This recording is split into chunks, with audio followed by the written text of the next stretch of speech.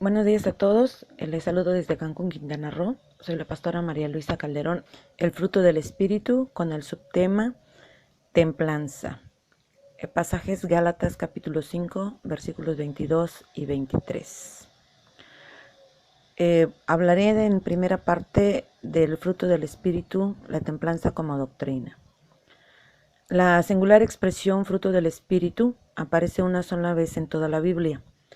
No obstante, el tema es fundamental para la doctrina, pero sobre todo para la conducta y carácter del cristiano. Su contexto: Gálatas capítulo 5 versículos 13 al capítulo 6 versículo 10. ¿Qué quiso decir el apóstol Pablo con esta expresión fruto del Espíritu? El apóstol se refiere específicamente a aquellas cualidades de conducta a manifestar en la vida corporativa de la Iglesia. Se refiere a evidenciar a Cristo en la vida diaria y cotidiana.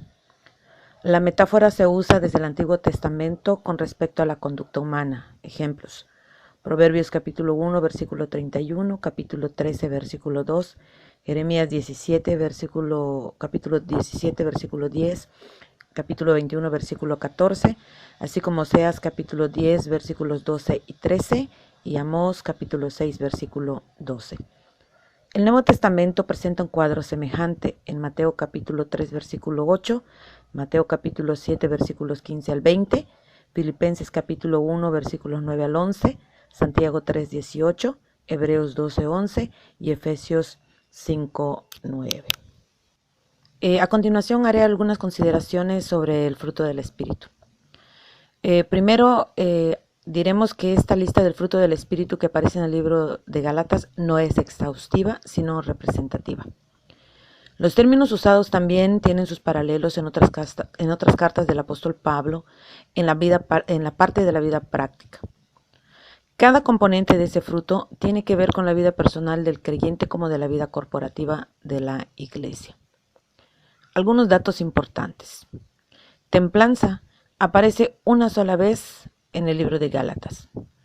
Templanza aparece entre las virtudes de relación que uno debe tener consigo mismo. 3 consideraciones más. El orden.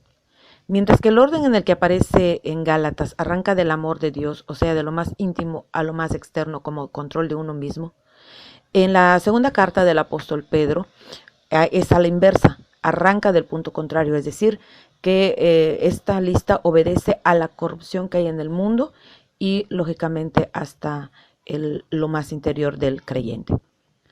Segunda consideración: el fruto es consecuencia de dejarse llenar del Espíritu. Comporta nuestra vida de santificación. Según el mismo libro de Gálatas dice: si vivimos por el Espíritu, andemos también por el Espíritu.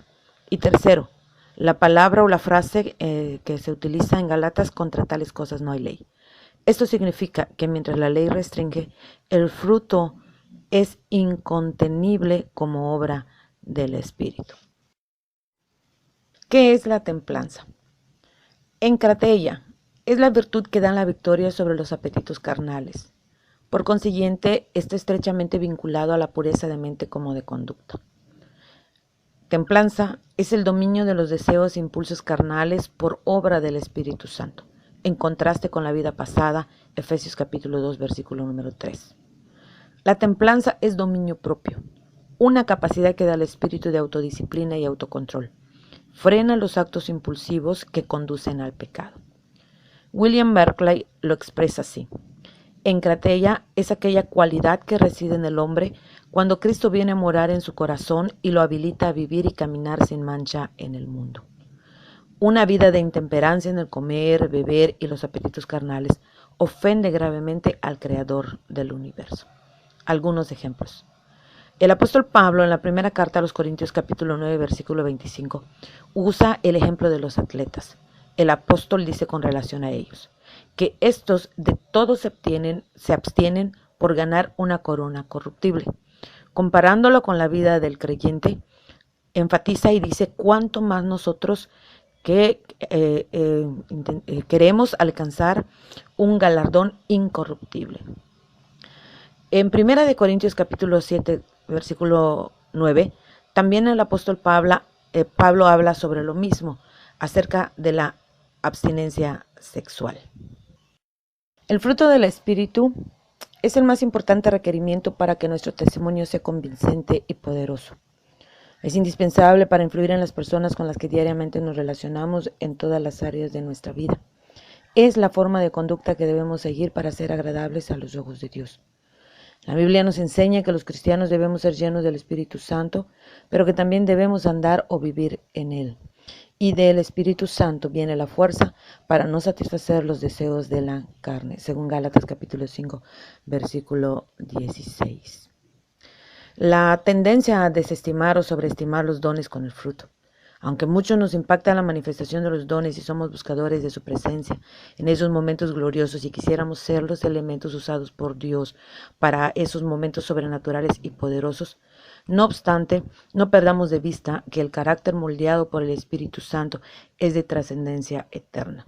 Es un reto vivir para el cristiano tomando como estilo de vida el fruto del Espíritu.